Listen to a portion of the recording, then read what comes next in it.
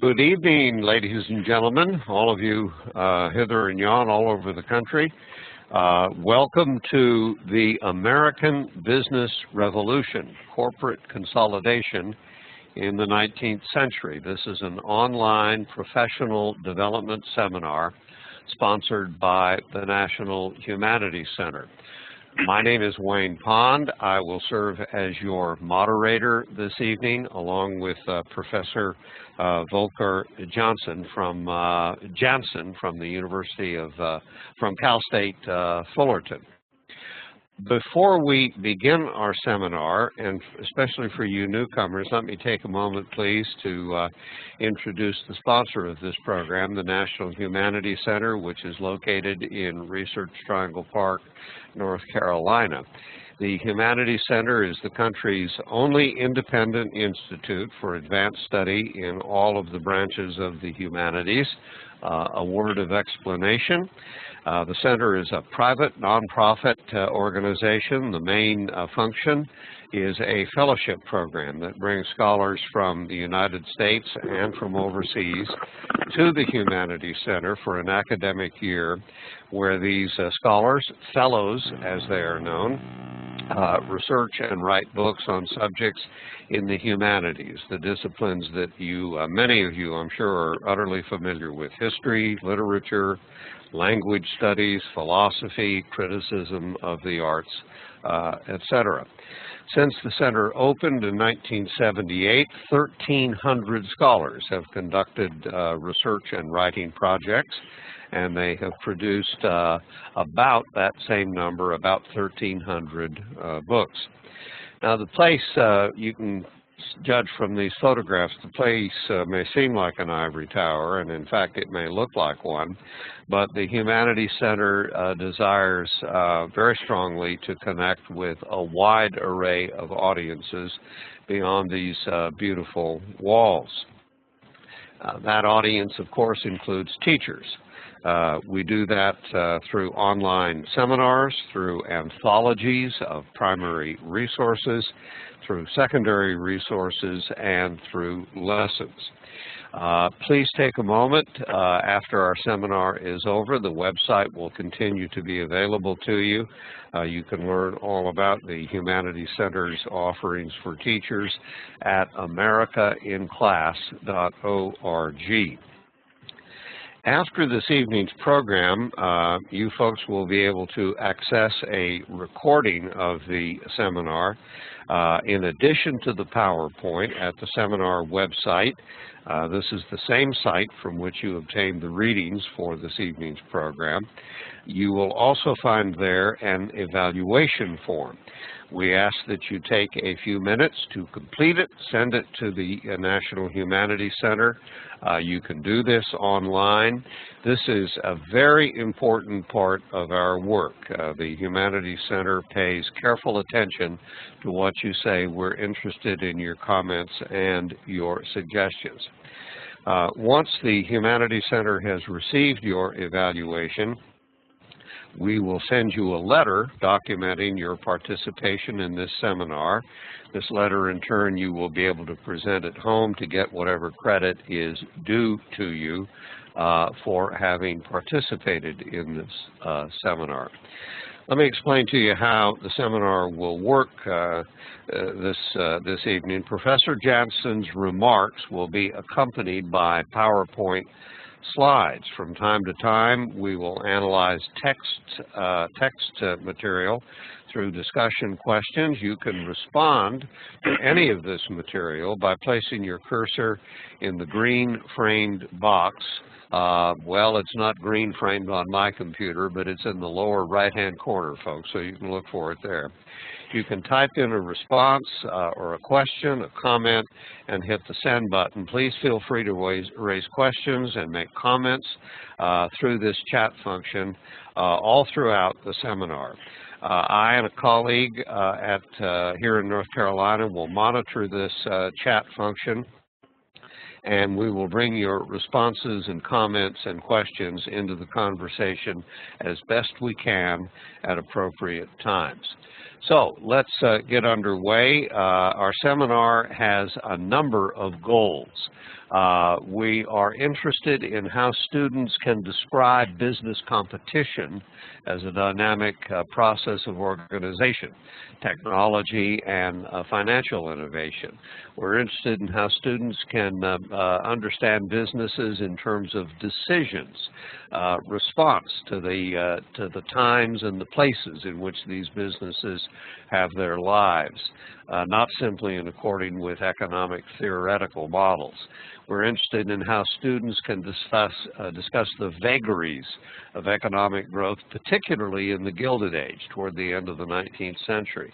We're interested in how students can understand the economic benefits and disadvantages of consolidation. That is a key term in our discussion tonight.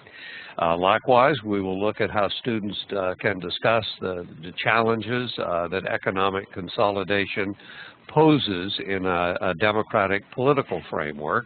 We're interested in how students can discuss the relationship between the world of finance and everyday ordinary life. And finally, we're interested in how students can learn more about how the American economy has worked over time. We will look, for instance, at questions such as the following. How did the Supreme Court affect corporate consolidation during the period of our discussion? What's the difference between a trust and a holding company? How does business consolidation then and now affect class divisions in America? Who benefited? Who suffered? And was corporate consolidation an inevitable step in the evolution of capitalism? To help us untangle these very challenging questions and issues, please say hello to Professor Volker Johnson, who is an associate professor in the Department of History at Cal State Fullerton. He will lead us through the discussion. Volker, good evening. Let me find your name here on the list and pass the baton to you, and you can commence our seminar. Ladies and gentlemen, here is Professor Volker Johnson. Thank you, Wayne, for the introduction. And then a confession. That is a very flattering picture of me. I was taken before my two children. Not only made me a happy man, but also carved a good number of additional lines in there. So you will never find that person out there again. But let's move to the important part of this evening. I want to tell you a little bit about what seems like an arcane topic, a merger wave at the late 19th century. This sounds particular. It sounds like it's a little off the main narrative of American history, but in fact, and this is the case I want to make to you tonight, it has a lot to do with a broader transition from 19th century values to a 20th century economy. And the discussions and the questions that circulated in American society in the late 19th century, in the 1890s, in some ways are still with us today. Some questions have dropped to the wayside, but when you just open the newspaper these days and you look around, you see discussions of a merger in the airlines industry, and the prospect of only 3 major airline providers is upon us. And when you talk to your students about corporate consolidation, usually they respond quite well when you highlight the shrinking number of cell phone providers or the shrinking number of cable TV providers. We usually have a choice of 2, and both make us unhappy, and they very much make us familiar with the benefits and our discontents regarding monopoly. And of course, this is now in the year 2013, and a good 30 years after the deregulation of the airline industry and of the telecommunications industry. So you have a good example right there in the very lives of your students, presumably they all have cell phones, about how market offerings expand, how competition emerges, and how competition shrinks again. And that might be a good opening to talk about the surge of consolidations in the late 19th century. The economic historians who have studied this, they've really identified a clear curve from 1894 to about 1904. 1895. In 1895, there were 4 major mergers. In 1899, there were 63 mergers. So you can see a real multiple number of big mergers. And in 1904, it shrinks back to 3 major consolidations. So this is a distinct time period we want to understand. And for that, I want to first give you a broader background about the boom and busts of the new economy. And when I talk about the new economy, I'm talking about the national economy that grows after the Civil War. I'm going to talk about the costs of economic contraction. That is a much more dominant theme in the Gilded Age than we usually think and we usually realize. Then we're going to talk about strategies of survival. How have companies tried to make it through these tough times and then prosper and grow in good ones? The crucial turning point that leads us to the specific time period is the Great Depression of 1893. The lessons of 93 are what lead to this great merger wave. And in fact, this will be interesting maybe for your students, until 1930, when Americans talked about the Great Depression, they talked about the Depression of 1893.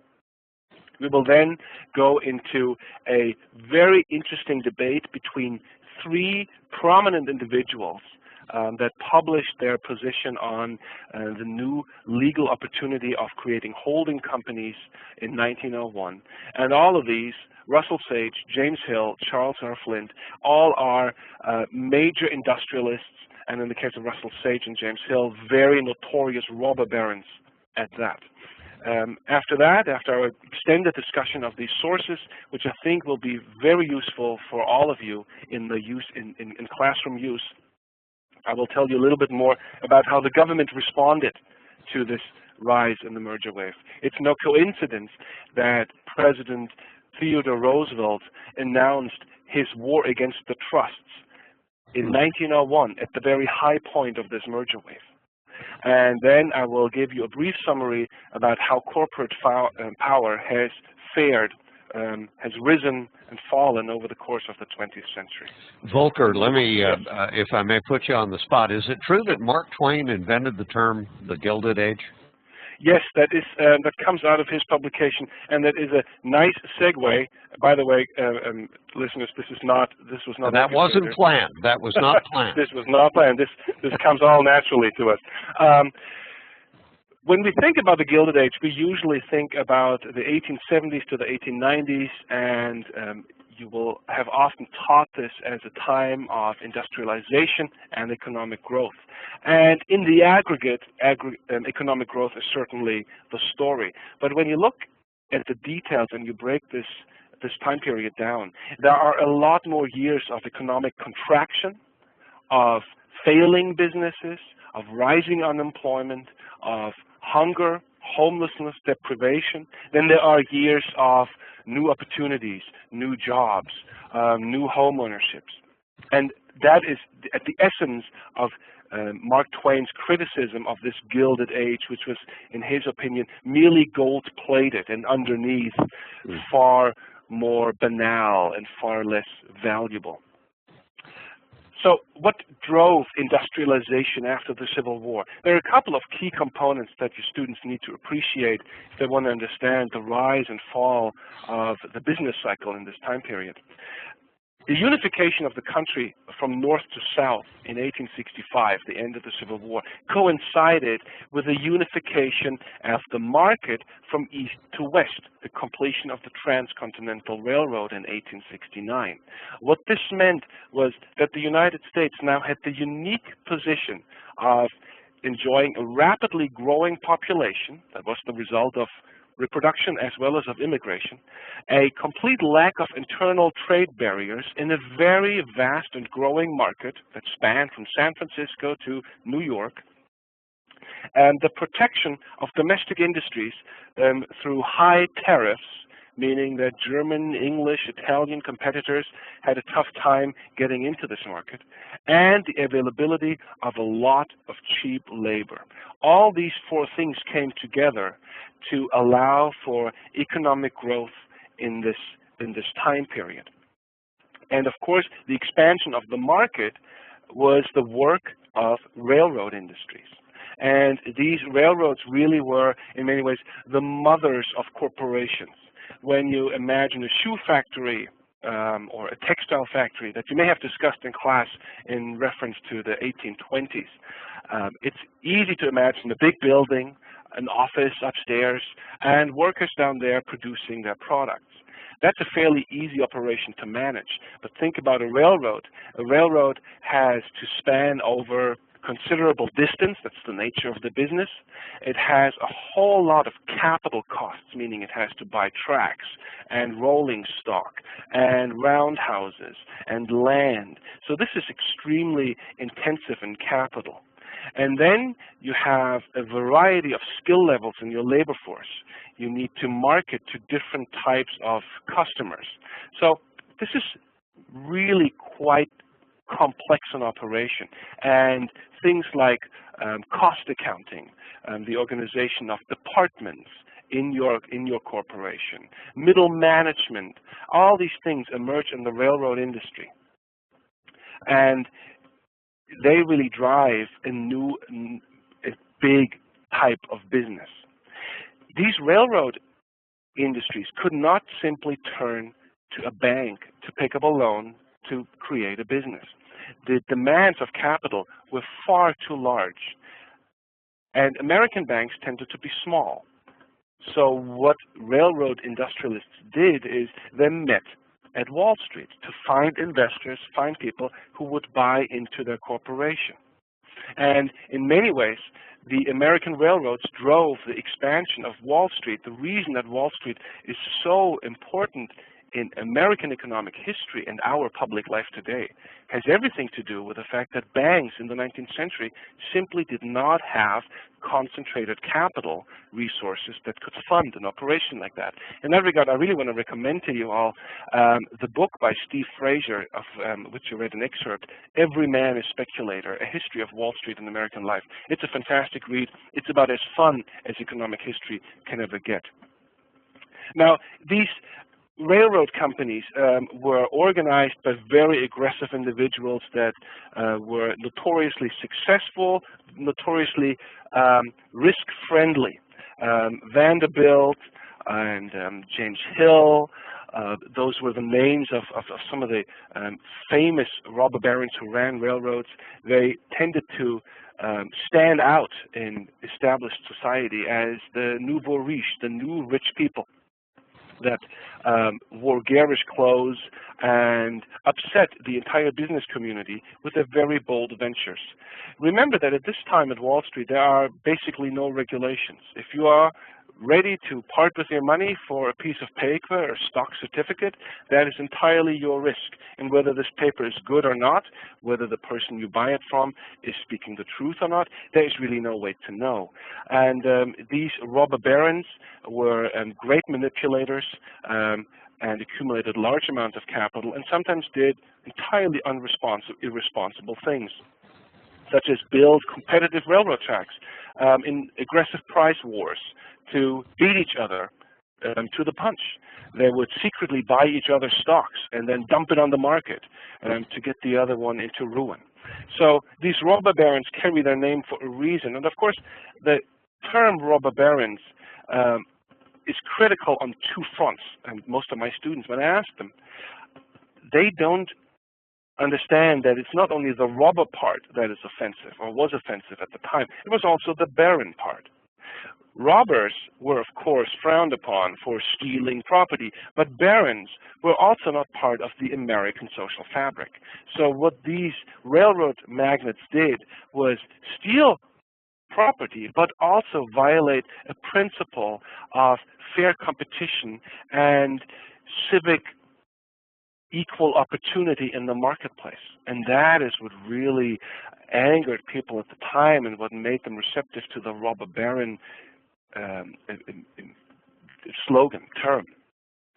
There were a lot of people at the time who argued that railroads, in fact, should be considered public utilities, not the playgrounds of rich industrialists and investors who would run each other into the ground whenever they had the chance, but in fact, public utilities that were necessary for people to make business in this new expanding national market. Volker, a yes. question, if I may. One of our folks, you're in California, so this one, I suppose, is geographically right under your nose. Was Leland Stanford a robber baron? He was a railroad magnate, was he not? Leland Stanford was one of the four behind the Union Pacific that built the transcontinental from Sacramento eastward across the Sierra. Thank you. Huntington, Crocker, they were also part of that group, yes. Fair enough. I'll shoot you these questions as they appear in the chat box. Please continue. And so some people argue that really these railroads ought to be protected as public utilities, that prices should be set fairly. And when you think about it, in this time, if you do not have access to a railroad, how are you going to sell your product? It is really a matter of utmost importance, not only to the producers of consumer goods, but also to farmers at this time to sell their goods via railroads. These big wheat farms in Kansas, the giant wheat growers in California, they don't grow this for their own consumption. They put this in the market. In fact, they put this, by this time, in an increasingly global market where they compete with German farmers, with Ukrainian wheat growers. And for them, access to fair transportation is about as important as access to fair credit conditions. Now, here's an image that I think illustrates to you how people saw the lack of business responsibility amongst these robber barons. On the left, you have Vanderbilt making fun of his rival. Can't quite see the name there. The name escapes me right now. I apologize. Who runs the Erie Canal Railroad? Is that Fisk? Yes, thank you, Jim Fisk. Jim Fisk, right. It's a sad story that I'm an historian, and yet names and dates are not my strength. So there are Vanderbilt and James Fisk running in competition. This may look like a contrived picture, but at times these railroad companies would actually build railroad tracks parallel to each other in competition, hoping that they could bring the other into ruin. And in those days, in the early days, these railroad companies didn't always operate on the same width of railroad. So you couldn't even ride one railroad across a universal network. If you have ever seen a map of the railroad grid in the 1870s in the country and how it expanded, it gives you a false sense of unity. That was never the case. So if you were stuck with your New York Central Railroad provider, that was probably all you had, and they could set the price for you if you were a farmer in some remote New York region. So this type of behavior amongst the business elite not only risked the investment of their stock owners, but also of thousands of employees. I mean, by 1877, a company like the Erie Railroad had, at least 10, 15,000 employees. So these were big businesses already. What these railroad companies did was not only bring their own businesses down, they also triggered routinely financial crises. And in fact, every big recession of the Gilded Age was triggered by a scandal that emerged out of the railroad industry. That is true with the case of 1873, the panic of 1873, which was triggered by the banking house of J. Cook and Company. This was the case in the mid-1880s again, and then most notoriously in 1893, doubt about the Philadelphia and Reading Railroad. Volker, another question, if I may. One of our folks asks, by way of comparison, did the railroads, just in general terms, develop similarly or differently in the United States compared to what was going on in Europe or Canada? I know in the case of England and Germany that railroads developed quite differently there, and that in part has to do with the fact that they had much more centralized banking operations. So if a railroad went to the Bank of England, they could get money from a Bank of England. So it is also true that railroads developed more slowly there. And this is maybe the other side of these robber barons. They were, on the one hand, aggressive and sometimes irresponsible in their risk-taking, but they also created these enormous booms and built such an enormous amount of track that made growth reckless, but also much faster. Fair enough. Thank you. Now, what these railroad companies did is, in their speculation and their machinations, create doubts about the people who were invested in it. And often banks sometimes would, go in on some of these railroads. And if news spread that a bank was invested in a railroad that seemed in trouble, people ran to their banks. And in those days, your money was redeemable in gold. If it was national currency, the national government promised you this. And if this was a bank note, meaning that a bank issued this, not as legal tender, but as a piece of paper that promised exchange for gold, then your bank had made this promise. We have a variety of different paper notes in people's pockets in those days. And all of them promised exchange for gold. Now, if you were in doubt that your bank would survive a crisis, you would take your banknotes and go and have it exchanged for gold. And this is, of course, what everybody else did. And as often happens in a large market economy, what makes sense for you individually, if everyone does it, it's a horrible scenario. And that is how bank panics spread. So people took their paper and wanted to turn it into gold, into a real, what they considered a real, a tangible asset.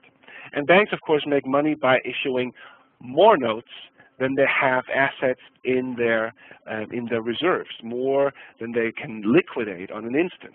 So banks go bankrupt as they try to meet the demands of their account holders, and the news spreads.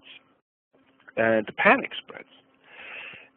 The result of that is that people are fearful, hold off their consumption, and the other outcome is that as accounts disappear, the first people that run to the bank, they get their money exchanged, but others who follow don't have that luck, and the $500 that were on their account one day are simply no longer there the next. So that means the overall amount of money in circulation, the overall amount of money in the economy begins to shrivel.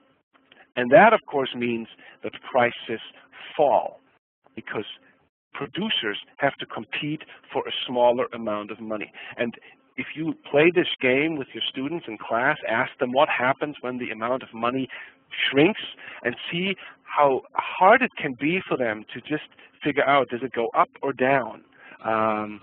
It's a really good practice, and the more you do this, the more comfortable they get, and it's a nice way of making them familiar with the basics of the economy. So where was government in all this? How did it happen that these banks broke out in panic and that accounts disappeared? There was no Federal Reserve at the time, and there was no overall mechanism that was meant to prevent these bank panics. The principle of laissez-faire, that government ought to not be part of the market economy, was pretty well established.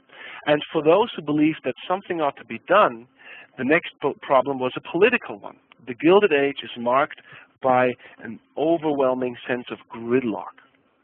You look at the presidents of the Gilded Age, they are all one-term presidents. And Congress is basically split at least 70% of the time. So very little can happen in this government. And the consensus by and large is that you want to reduce the amount of money in circulation because you want to approximate the amount of gold that is there. This is an overall quest for maintaining a gold standard. And you want to maintain high tariffs that keep foreign competitors out. Volker, if I may, I'm going to give you a time check. I'm also going to tell you that what you're talking about has a sort of eerie sense of the contemporary. all that talk of gridlock. Seriously, we are at 7:30, and I just want to politely and respectfully remind you and our participants we have 1 hour to go. So just keep the train running here. Pardon the expression. No, that's a good point, and that is also a good segue to the next slide. And here's an image of how a lot of people at the time understood the importance of a bank panic, a financial panic, a health officer, a horrible beast, but nonetheless an important cleansing mechanism. This notion that an economy cleanses itself in contraction and comes back healthier is not entirely foreign to us today. We have heard this in the wake of the housing crisis. A prominent presidential candidate, who shall go unnamed here, famously said in Nevada that the housing prices had to drop to the bottom until they come back on their own. So this notion that a financial crisis is healthy is very old and has not entirely disappeared. We need to keep in mind, of course, that in these financial panics, it is not just always the fraudulent businesses that go down, but a lot of honest, hardworking investors lose their money. A lot of hardworking and diligent workers go unemployed, and their families suffer as a result. So, Volker, if I may, let me interrupt for a moment. One of our folks, parenthetically, I mean, this is in a way a sort of sidebar issue. If you would please comment briefly on the role of Chinese laborers in this whole enormous historical scenario that gave us the railroads. I realize that's sort of next to the point, but one of our folks has asked that question. You know, especially for those of you who teach in California, highlighting the importance of Chinese workers is absolutely on the mark. At the high point, the Union Pacific had 90% of its employees from China. And these were people that sometimes came directly from China or came out of the gold fields where they had been pushed out previously.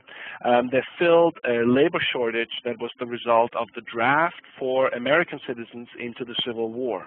There was a lot of resilience initially. There was a lot of racial stereotypes, believing that these were little people who couldn't handle the work. Leland Stanford actually was the person who pointed out that they had invented dynamite and had built something as grand as the Great Wall of China. So they did enormous amount of work in the Sierras at incredible risk. And when the Transcontinental was completed and they returned to San Francisco to find work, native or white Californians turned bitterly against them, and we have the roots of widespread California, Western, and American xenophobia right there. A couple of questions, Volker, about the illustration that we're looking at. One of our folks asks if that is a large bird in the foreground, and is it in fact larger than the person running away from what appears to be the bird? And also, is it possible to comment on what's written on those scraps of paper? I'm assuming those are trading documents. Is that anywhere close to true? Those are trading documents. This is the financial crisis cleaning out the fraudulent paper, the valueless certificates that were out there that were issued by people who had no business being in the market. I have to admit that I don't know what these. They look like ducks. What they one of our folks asks if it's the golden goose. Yeah, but usually we have one golden goose, right? So I wouldn't know what that'd be two. I see two birds there. Maybe the blue bird of happiness, huh? You know, I have to admit that I had not found an answer to that question. Might be worth pursuing, but I can't help you with that right now. I'm sorry. Fair enough. Fair enough. Please proceed. Okay. Now, how did other companies try to survive in this rough and tumble economy, these steep ups and downs? There were two types of companies at the time. There were small brand producers. They specialized in small quantity, highly differentiated goods that were of high quality. They generally had a stable business that was fairly immune to the ups and downs of the market cycle. They were able to maintain stable prices, and they also didn't innovate very much because, you know, you don't mess with a good thing. So in basic products like fine quality linen paper, that was a stable business. It was a small business, but it worked. If you had a good marketing strategy, a good brand like Quaker Oats, they were able to pursue their business without many challenges. They were often family-owned businesses or the typical partnerships that corporations had emerged from in the early 19th century. They employed a lot of skilled labor. They were small to moderate in size, and they had a moderate capitalization with relatively low debt, so they're not quite exposed to the financial panics. On the other side were mass producers that focused on large volumes of homogeneous, simple products. They were part of a market in which they had fairly little ability to determine their own prices. And as a result, they were aggressive innovators. So when we look at all the great innovations of the late 19th century, they come out of these industries rather than these small brand producers. The Bessemer furnace in the steel industry is a good example. The cigarette machine is another good one. And the cigarette machine really illustrates the dilemma of these mass producers as well, because once you have a machine that can produce 100,000 cigarettes a week or more, you also need to sell this. Mass production needs mass consumption. They often drew on new raw materials, meaning they had to draw on the raw materials that came out of the West. And when you look at the sugar, the petroleum industries, basic paper, some iron industries like cast iron pipe, those were typically these new mass producers. They were large in scale, had high capitalization because of the high level of innovation, and they increasingly moved towards what we call vertical integration, meaning they tried to buy the sources of their raw materials, they tried to integrate wholesale and marketing operations. So while they can't set up the price of the product in the way that, say, a fine linen paper trader can, they could at least try to control as many cost factors in the production as possible. And that's what vertical integration constituted. They often also try to secure themselves by manipulating politics. Federal regulation was virtually absent, with the exception of the Interstate Commerce Commission that focused on railroads, and the the Sherman Antitrust Act of 1890. There was virtually nothing at the federal level that interfered with businesses. State governments were another matter, and this is where industry lobbies usually concentrated. Sacramento was home to the California state government, but also to the railroad lobbies, most famously by the early 20th century, the Southern Pacific. These these big industrial lobbies could manipulate parties because these parties were not run in the way that we know them today. They had very clandestine ways of determining who they would nominate for a mayor's race or the governorship or the presidency. The idea of a primary only comes about with progressives a few years later. And so the image that critics at the time had was something like this, where the big industries tried to maintain as much hold over the political process and secure as many advantages for them as possible by putting legislatures in their pocket, either as shareholders or as directors. And a lot of this went on pretty shamelessly out in the public. Volker, a quick question here. Is there a differentiation to be made between the term mass production and the term commodity when you speak of those two different models of American business that you had on the previous slide? Commodity can either be simply a term to identify a product that is traded, or it can refer to what is done at the commodity exchange in Chicago, where we talk about agricultural products. So the commodity market deals with wheat, oranges, dairy, and sets prices there for these products. They are, of course, somewhat similar to mass-produced products in that they are fairly generic. And these big growers of wheat or oranges have also very little power in setting prices. Thank you. Sure. Now, Companies also tried to avoid the competition that could be quite ruinous by establishing gentlemen's agreements, informal agreements where they agreed to set and maintain prices, establishing pools where they would assign different markets to different people by volume or territory, or pool the profits in the end. These were not legal, these were not durable, and not enforceable. If you entered an informal, not enforceable agreement, who was to say that the other person was going to stick to this? Another model emerged, and that was that of the trust, in which stockholders of previously competing firms would hand their shares to a group of trustees and then in return receive these certificates of trust. This was quite popular in the oil industry. This is where Rockefeller, the Rockefeller Standard Oil Trust emerged. But they also were on public record and were quite unpopular with the public, prompting people at state level to demand that this would be outlawed. And this is indeed what happened. This is what pushed Standard Oil out of Ohio, the criminalization of these trust organizations. What emerged afterwards was a slightly different model, and that was the holding companies. These holding companies were new creations, new businesses, corporations, that own securities of other companies, and that is all they did. New Jersey pioneered this in its corporation statutes of 1889, and in fact, Standard Oil lawyers worked with the New Jersey legislature in making this happen. And it was the first to allow these holding companies within and across state borders. For other states, it was hard to maintain the higher standard of criminalizing the trust, and eventually other states followed this holding company corporation law.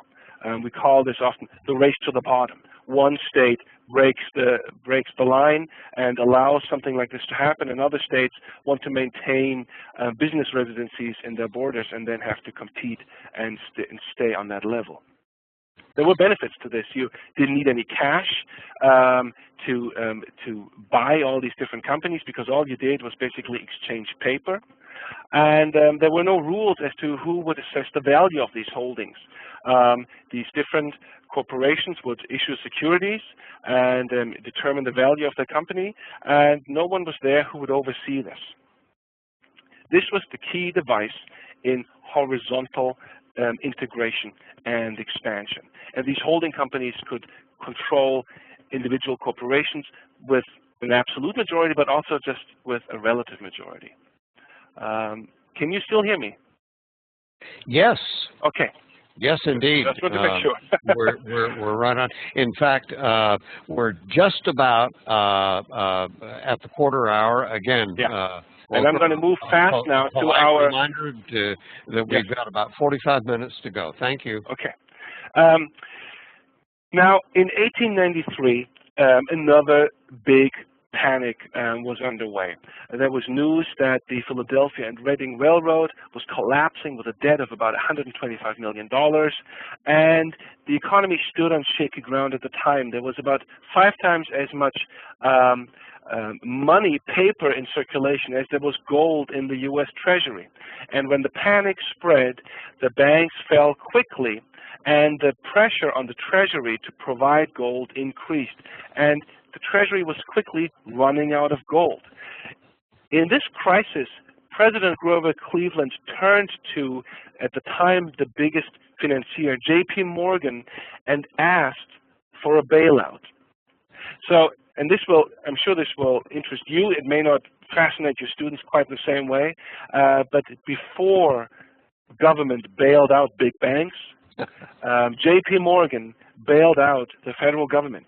That was the inequality in size and leverage between the financiers that J.P. Morgan could get together with his power at Wall Street and the relatively insignificant federal government at the time. So Mr. Morgan is entitled to that very stern look on his face. Absolutely. The Morgan bailout prevented the complete collapse of the economy, that it didn't prevent mass unemployment, bankruptcies, and poverty. And we indeed see actually an increase in child mortality at the time. People die in this economic deprivation. And we see a surge in political unrest. 1896, you may know this from teaching this, was the biggest populist challenge within the fold of the Democratic Party under William Jennings Bryan. It raised the prospect of either a farmer-led revolution or possibly the search of socialist-oriented unions. And both of these did not look like good ideas to business establishment and middle-class progressives. Morgan then leads, in the wake of this crisis, a new type of initiative. He's not the only one, others do this too, in creating investment firms, in creating holding companies that accumulate the stock certificates of a variety of competing businesses. And this is then the beginning of these large mergers. These large mergers in many ways then are a response to the uncertainty of the market economy. Volker, one of our folks asks what role or where do you place the robber barons in this historical tumult? Did they in fact go belly up, benefit or lose? Where do you place them? Most of these robber barons, those that survived, were savvy enough to be ahead of the game, ahead of the crash, and come out alive and well. A lot of them often triggered these crises with their own manipulations. So robber barons that went down did not survive in our public memory. It's worth pointing out that J.P. Morgan really detested these robber barons. He found them garish, classless, irresponsible, and he looked at big corporations and high levels of capitalization and thought that what we need in the economy is stability, not reckless competition. Corollary question. Did Morgan provide money simply? Well, simply. Did Morgan provide money, or was he in fact a source of policy for the government? You know, I can't speak with certainty to the second part. I know that he was mostly a broker that negotiated loans to the government.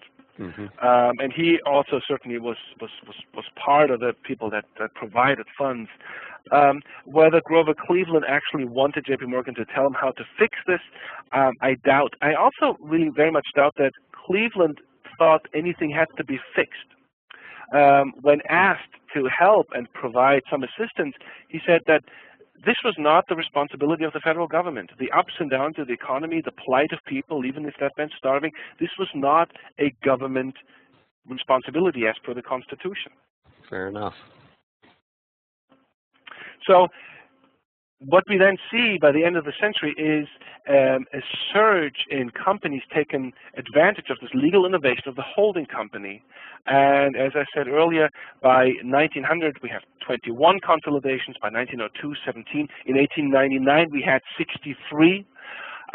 These three very prominent industrialists and wealthy men then engage in a debate about the virtue of these consolidations. Are they indeed good for the economy or not? So I'm going to first begin with a couple of excerpts that come from Russell Sage, the New York financier and politician, who was one of these robber barons, was deeply engaged in the Union Pacific and other ventures. You may think of him as the father of the very philanthropic Russell Sage Foundation, but that foundation was created by his wife. Russell Sage himself, and by all accounts, was not a charitable person and not a very kind person at all. His wife saved his reputation in many ways. James Hill responded to Russell Sage's criticism of these holdings. He was known as the empire builder, and in fact he created one of these large trusts, the Northern Securities Company, that became the target of Theodore Roosevelt's trust busting. And in fact, Northern Security was dissolved at the initiative of Theodore Roosevelt. And then afterwards comes Charles Flint. is to some extent the father or the founder of what later would become IBM. And he is in many ways an expert in these large for these mass-producing corporations. So let's begin first with an excerpt of the sources that you have had in full at your disposal and that you read. The central question that Russell Sage raised here was the question of value. And this is really a tricky one, and I think an interesting one to discuss with your students. Well, how can we determine the value of a company? Russell Sage had a fairly conservative approach. He said, you look at a factory, and you look at the assets that are there, and you can determine the price of these assets at market or at purchase, a couple of choices there. But in the case of a consolidation, it falls, and I'm quoting, it falls into the hands of the consolidators, whether it is worth 50,000 yesterday, and today it may be worth 150,000, at least on paper. They can issue that stock, put out bonds, and determine the value of the company at 3 times the price. Who can put a handle on this? Who can assess the value of these companies? In particular, he feared the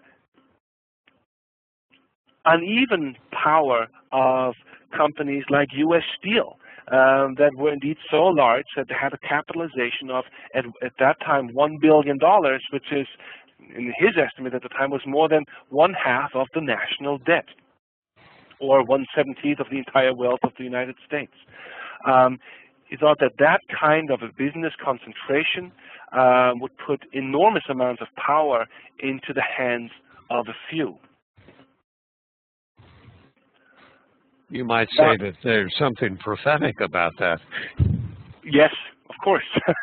And this is, I think, where we get to a discussion, and I think Wayne will introduce you to this document.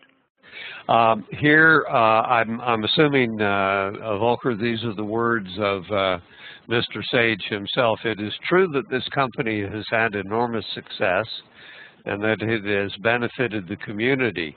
It's made its owners, the capitalists, very rich. It's acted well by its employees and consumers.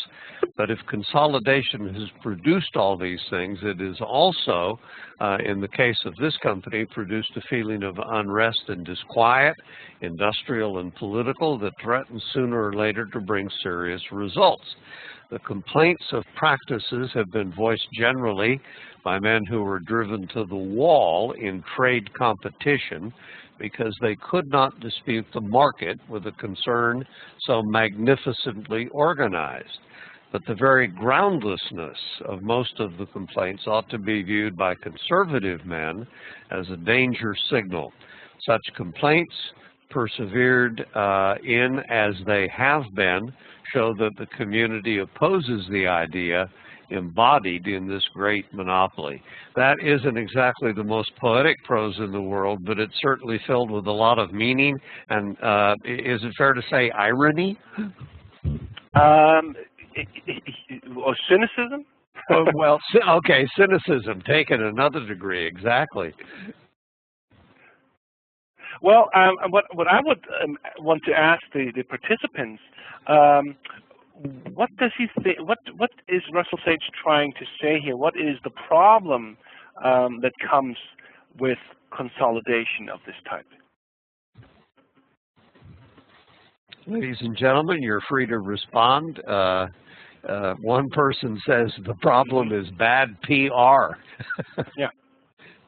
Yeah. Economic disparity, one of our folks comments.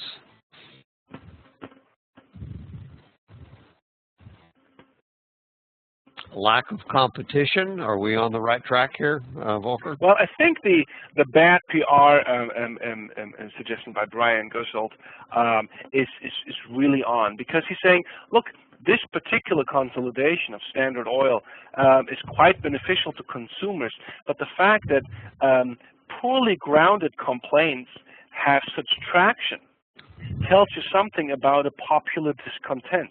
So the very groundlessness of these complaints should trouble us, and the fact that they are circulating in the community suggest that there is a distrust, a dissent that might jeopardize the future of capitalism. So if capitalists want to maintain a capitalist economy, they ought to not only make sure that it works de facto fairly, or at least so fairly that it won't create a public outcry, but that also its image remains sound, that prevents public unrest. And remember, Russell Sage says this in 1901, at a time when people look back at the surge of the Socialist Party, the populist challenge, big strikes at Homestead, Steel, and the Carnegie operation in Pennsylvania. So this doesn't come out of the blue. When he talks about the danger that comes from the public, this resonates with readers at the time. Is it too much of a stretch, Volcker, to use a word like confidence, a large sort of abstraction? Is that what is part of this? The perils as well as the rewards of what this man is saying? Meaning that that corporations need to establish trust, confidence? Yeah, public confidence in the sort of political and financial atmosphere that the nation moves in. Yes. Yes. Yeah. No, that's a good way to put it. And when you think about it, I mean, in many ways, this is still true today. We have, pronounced inequalities of wealth today, and yet we don't have a really big outcry over this, by and large. People don't think that our corporations throughout the board are corrupt robber barons. We certainly don't like banks. We never like lawyers. But when it comes to, say, the car industry, we think those are good Main Street businesses, and they have certainly succeeded at establishing a certain trust.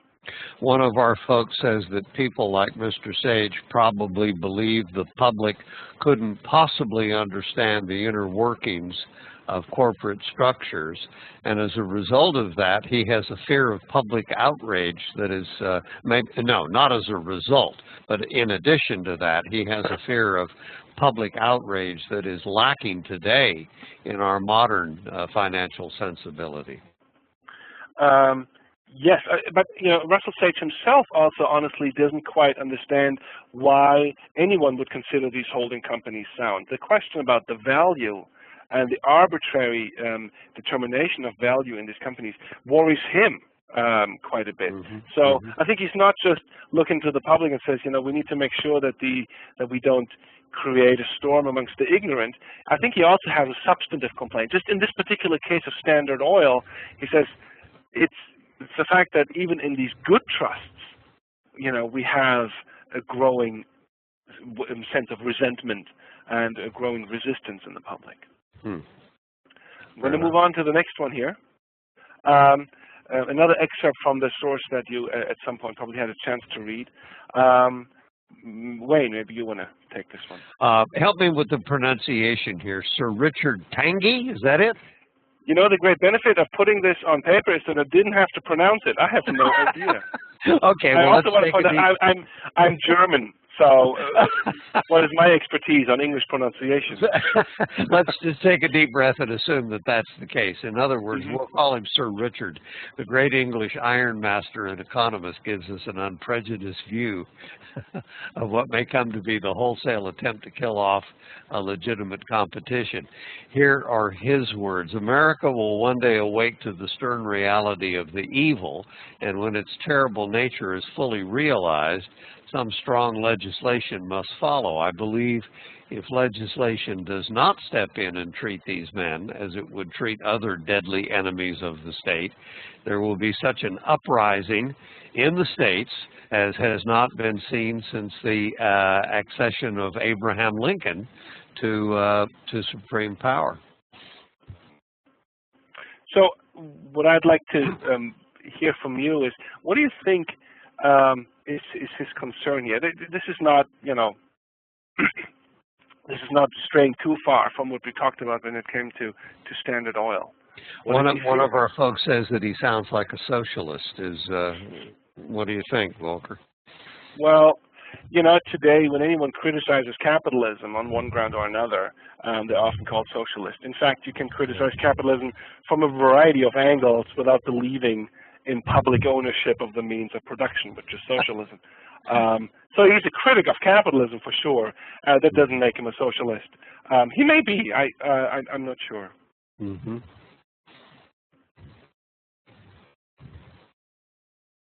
Well, this seems to either not excite people or stump people. Oh no, there you go.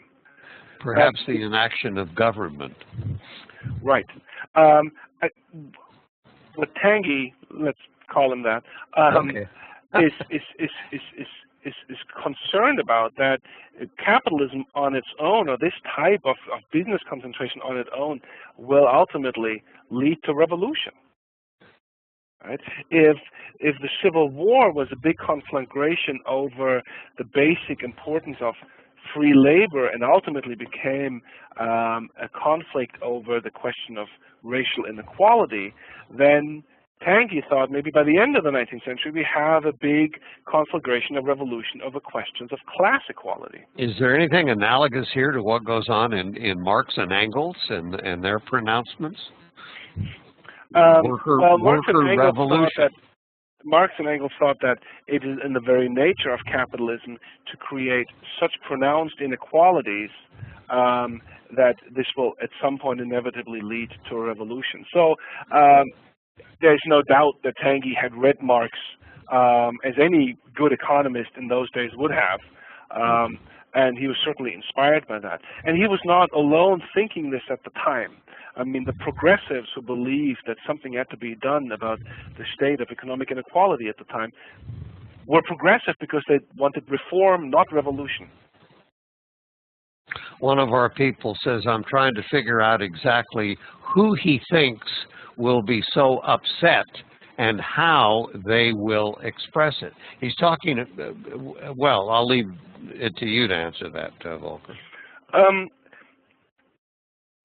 That's a question as to who is really the victim of these corporations. And we see in these three sources different opinions as to who is really the target, who suffers and who benefits. And so the question that the participant is asking is pretty on point, because initially it seemed that most of the losers of this consolidation game were in fact smaller businesses. And small businessmen can do a lot of things, but they don't usually storm the barricades. Did consolidations lead to a more pronounced exploitation of workers? That would be a question to ask. And here we have a voice of big business expressing fear. Say that again? I say, and here we have a voice of large business expressing fear, not the little guy, so to speak. I think what we need to keep in mind is that in the 1890s, people had just recently really settled with the possibility of being a recipient of a wage, or the recipient of a wage for a lifetime. Americans throughout the 19th century had always tried to acquire property and thereby be in charge of their own economic fate. They wanted to enter a marketplace with the ability to negotiate prices for goods and services, not just simply for their labor time. And the notion that eventually all of America would be recipients of wages and salaries, that in itself was offensive to a lot of Americans. So while we today in many ways have accepted the fact that we will most likely not be running our own business, but be working for someone else, yes, the Jeffersonian model, sorry, I looked over there. But we today have, completely accepted this model. In the late 19th century, people still wanted to be in charge of their own market participation, not by selling their labor power, but by selling goods and services. And that, of course, grows out of a Jeffersonian thinking of being, independently propertied, autonomous citizens.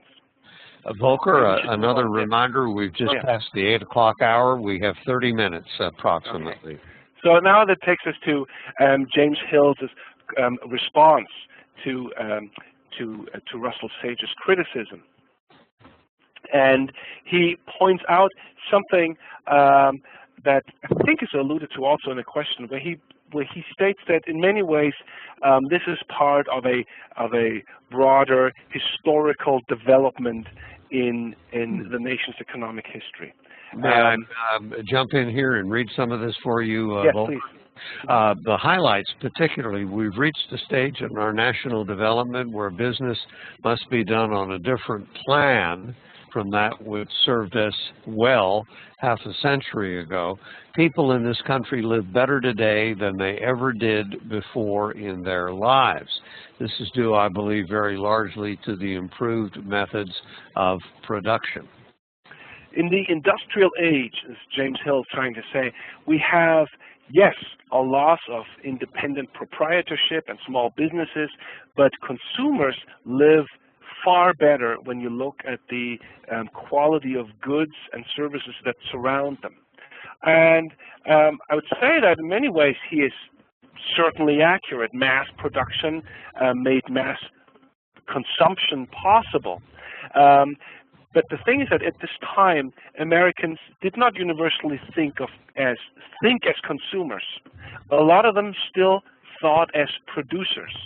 So while people certainly appreciated an expanded assortment of consumer goods, that was just one way in which they valued the quality of their lives.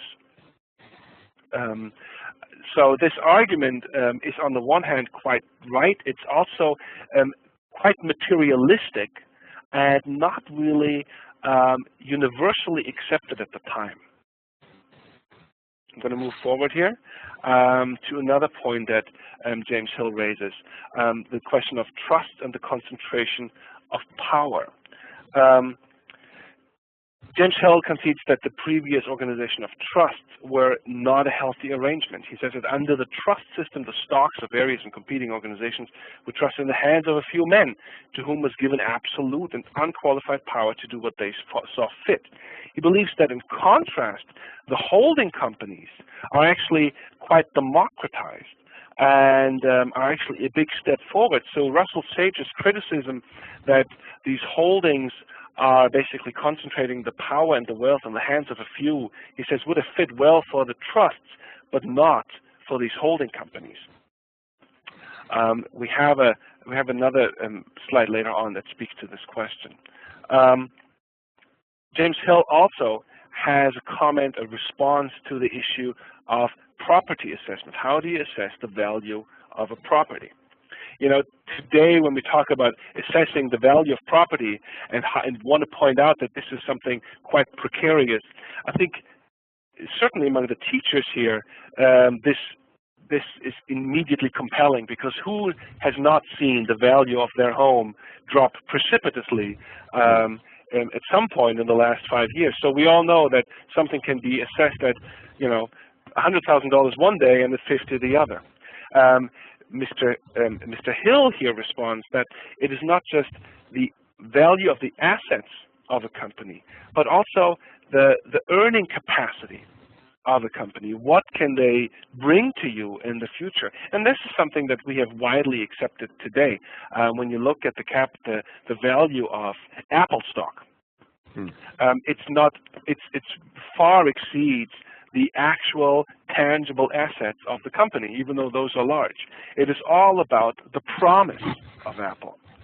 And so in this respect, James Hill, I think, has won the day in the argument, and Russell Sage has lost out. Yes. So let me move on to the next slide here, and address another advantage that Hill sees in the holding company under this new system. Yes? I'm sorry, I was just going to say, Go ahead. read that highlighted part. He's saying that under the holding model, under the new system, a different usage prevails. Operating expenses are reduced by combining a number of institutions under one management. Economies are affected by the direct purchase of material in large quantities. But nonetheless, Volker, is it not fair to say that holding companies are simply larger versions of trusts? Yes and no. The holding companies, on the one hand, can hold different companies together just as a matter of the stocks that they assemble.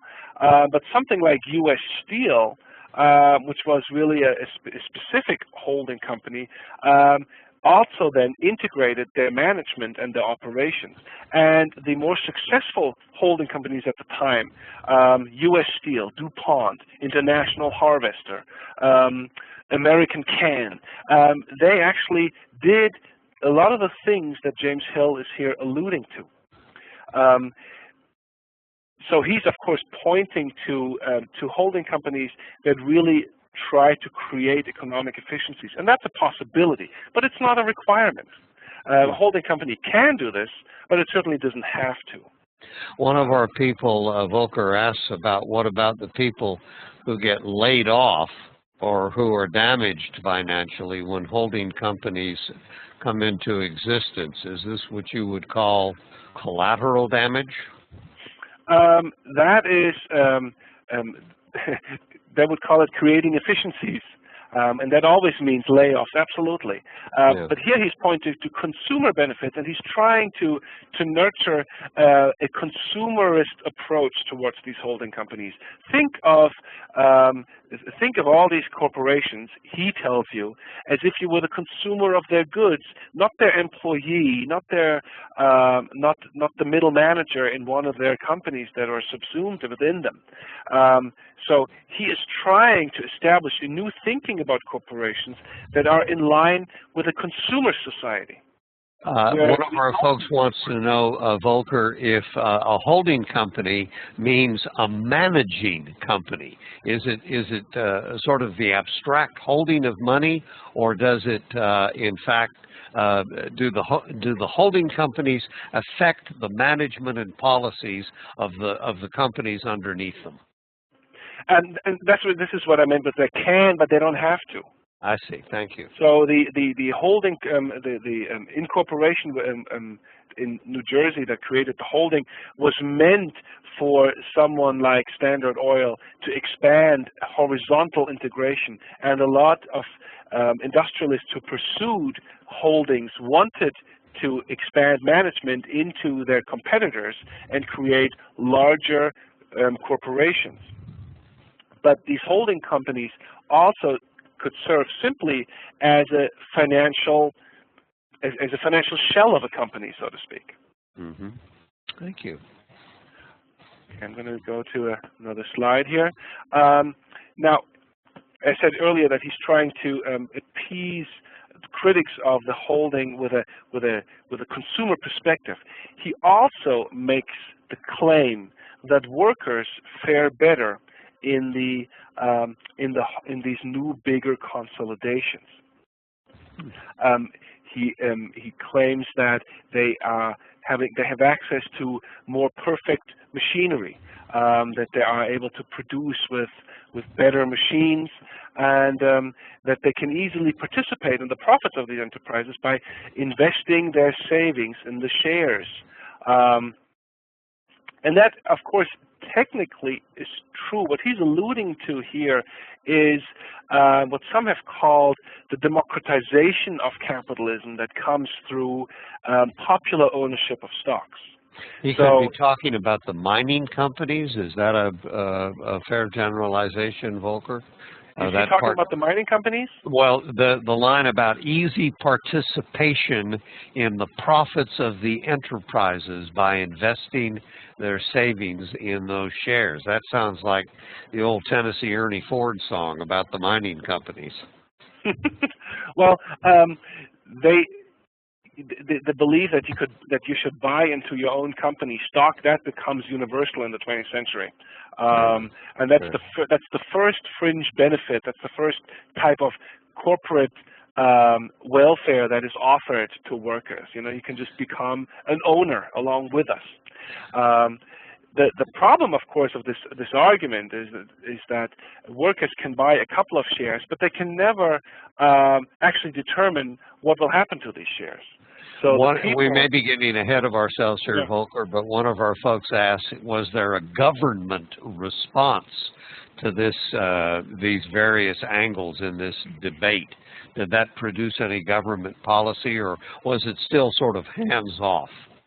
There was exactly at this time in 1901 the beginning of a government response, and that had much to do with McKinley's assassination and the rise of Theodore Roosevelt to the presidency. And yes, that is about a couple of slides ahead. Fair enough. Thank you. We're at the 8:15 mark, Volker. We have 15 minutes to go.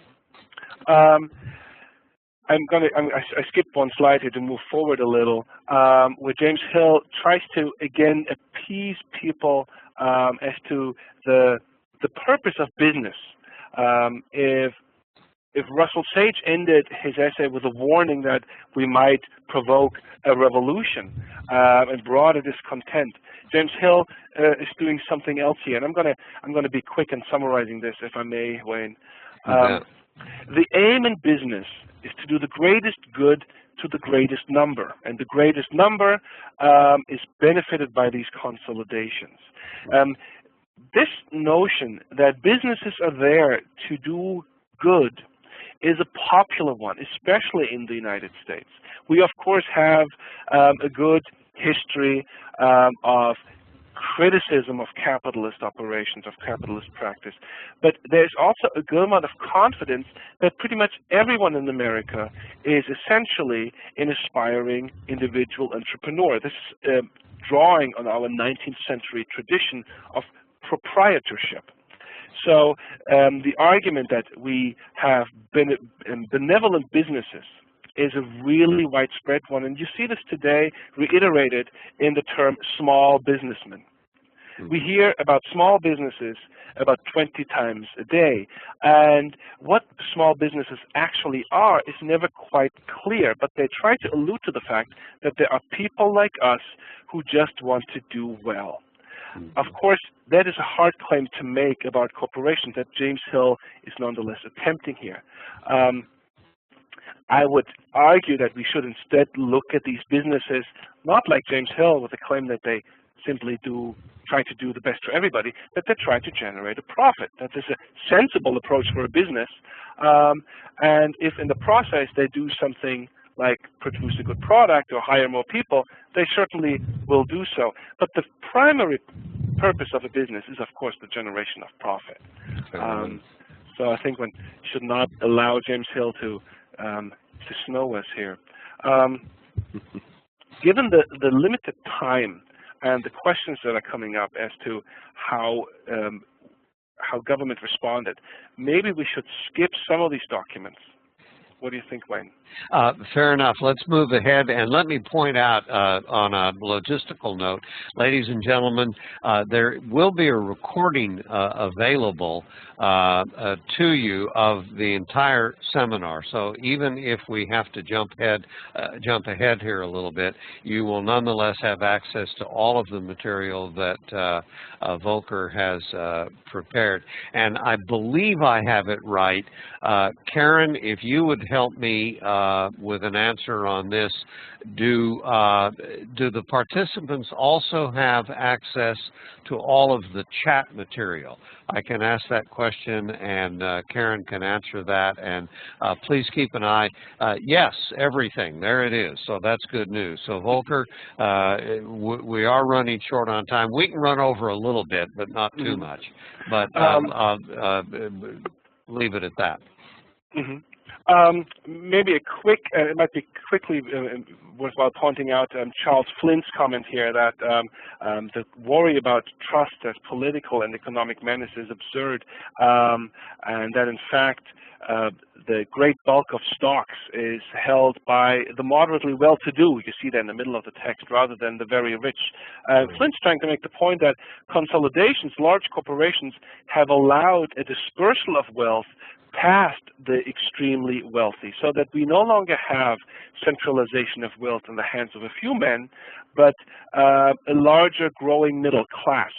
I think in 1901, this is a somewhat bold claim to make, but when you flash forward into the 1950s and 1960s and see how more and more Americans are inevitably invested in the stock market through their union pension plans, through their retirement plans, you can see that, in fact, we have expanded the number of people that are participating in this growth of wealth, even if they haven't increasingly participated in governance of this wealth. And that is, of course, a big question of democracy. It's not only are you present, it's also do you have a say.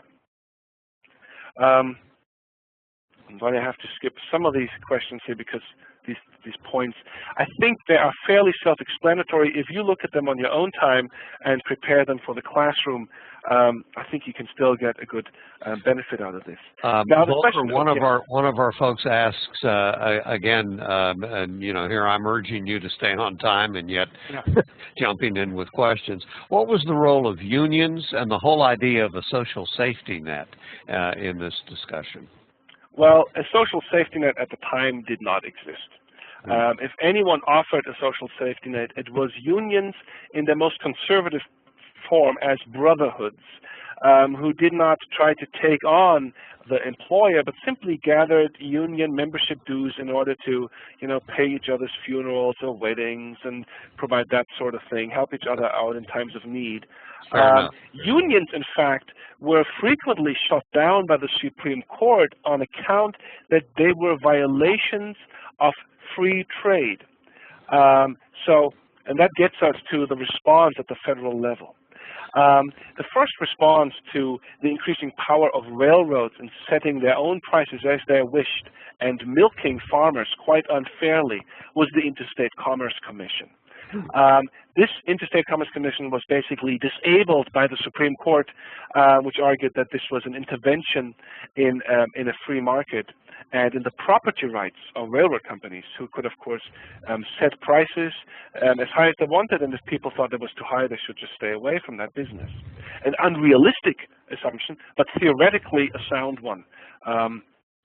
The Sherman Antitrust Act of 1890 ended up having very little impact on individual companies, but was mostly applied, as I said, to unions and broke down unions and allowed governments to simply declare strikes illegal. The United States Supreme Court had already established that corporations were the equivalent of persons before the court, and that they had the same amount of property rights. Sadly, that is the most important legacy that the 14th Amendment of the Civil War had generated up to this time. The Supreme Court had also created a doctrine about the freedom of contract, freely negotiated contracts, which the Supreme Court insisted existed between workers and companies. This, of course, was a legal fiction, something that theoretically held true, but in practice simply was never the case. Simply put, if you live in a company town and there's one employer, the notion that you can fairly negotiate your own wage with a company that hires 5,000 people every year is just simply not realistic. Now, the Department of Justice tried to rein in a monopoly in the case of the sugar monopolist E.C. Knight.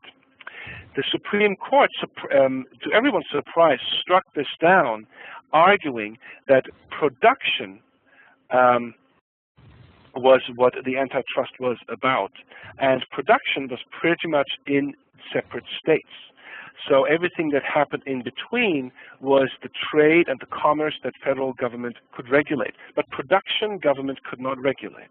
And so as a result, the E.C. Knight ruling basically made it look like there would never ever be a successful federal response to these trusts. Enter Theodore Roosevelt in 1901, very much a progressive in his party, was put into the vice president precisely because the Republican Party wanted him out of the picture. In those days, the vice presidency was a dead end. And after McKinley's assassination at the hands of a political radical, he promised a response to these trusts. Campaigned as trust buster, and picked a couple of very promising targets. Northern Security, James Hill's company, is one.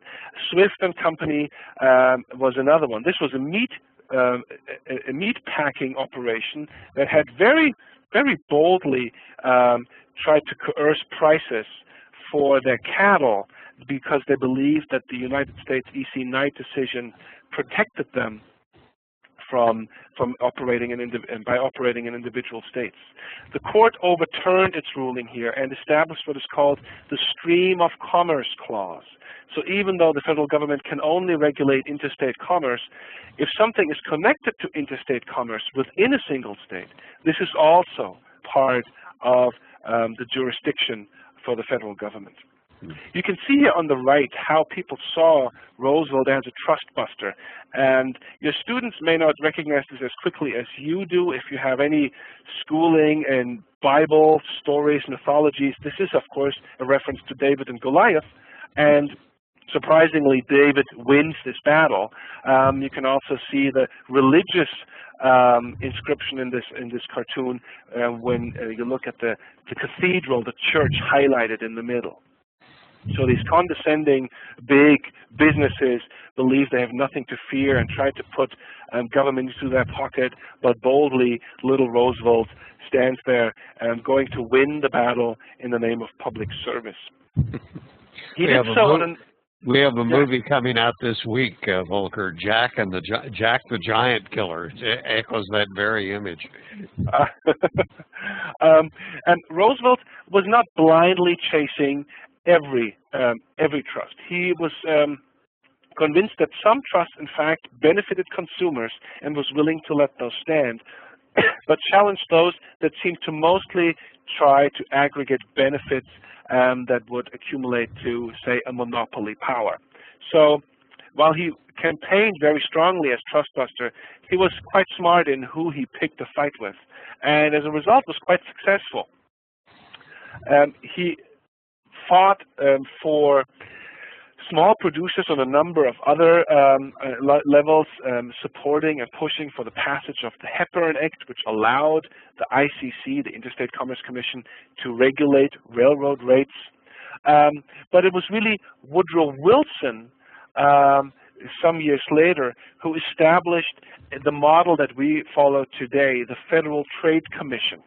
It's in a way an institutionalization of government investigations of consolidations.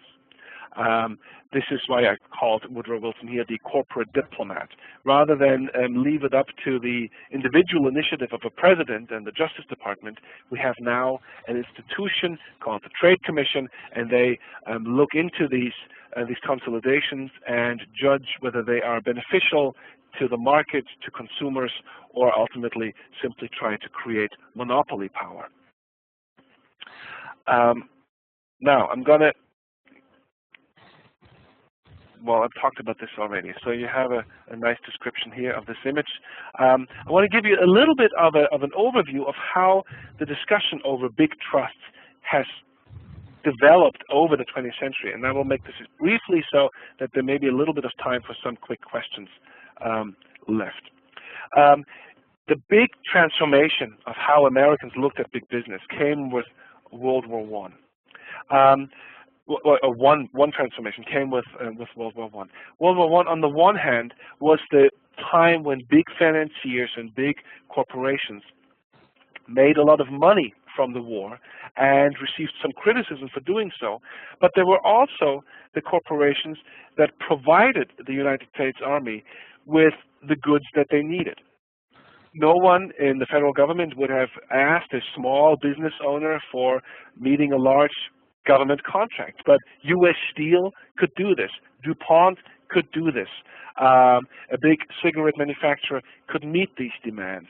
So corporations had the opportunity to cast themselves in a wholly different light. In the 1920s, we see a complete turn away from fears about monopoly concentration, and in part these companies are still building on the reputation of the war years. They are also now feeling more comfortable in an all-Republican administration that lasts, of course, from Harding to Coolidge to Hoover.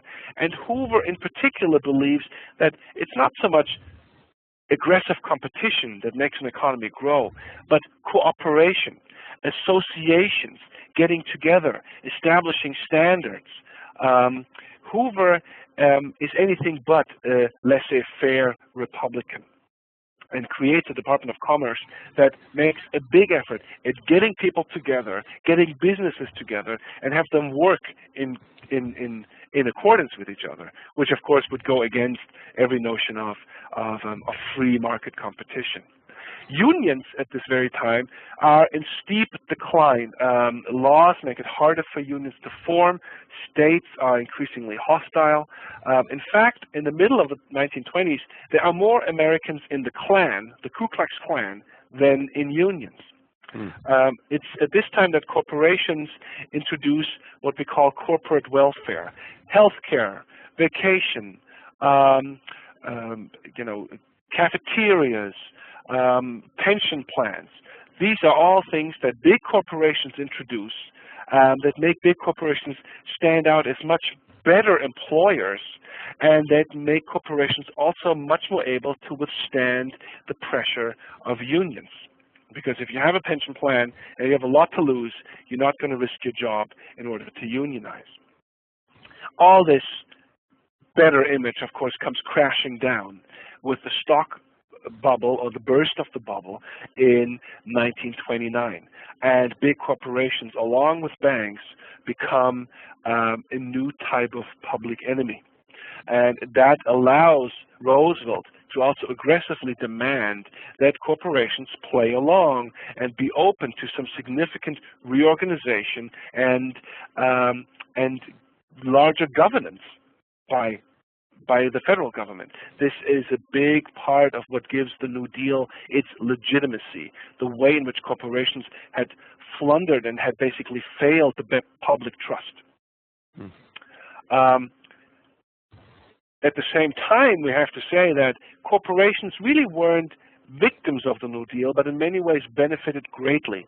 The unionization of workers within corporations rarely meant a ruin or a loss of profitability. In fact, as industrial unionism expanded and as unions were able to now offer and negotiate pension plans for their workers, workers became new participants of the stock market. And everyone who today is in an organization like CalPERS, which organizes California state employee pensions here, is part of the stock market.